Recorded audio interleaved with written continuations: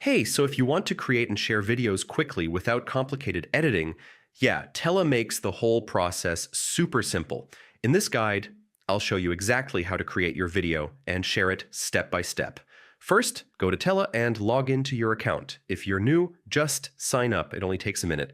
Once you're in, click on New Video to start creating your video. Now choose what you want to record, your full screen, a window, or just a browser tab. You can also turn on your webcam and microphone if you want to include your face and voice. Click the record button, and after a short countdown, your recording will start. You can pause anytime and record in parts. So, yeah, no need to be perfect in one take. Tele records in clips, which means you can redo small sections instead of starting over. After recording, use the editor to trim clips, remove mistakes, and rearrange everything.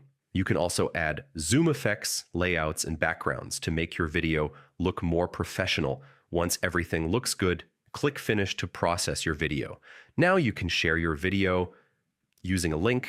Just copy and send it to anyone. This is perfect for tutorials, client updates, or team communication. You can also download your video or embed it on a website if needed. So yeah, that's how you create and share videos using Tella from start to finish. It's fast, simple, and super flexible. If this helped, check out more guides like this.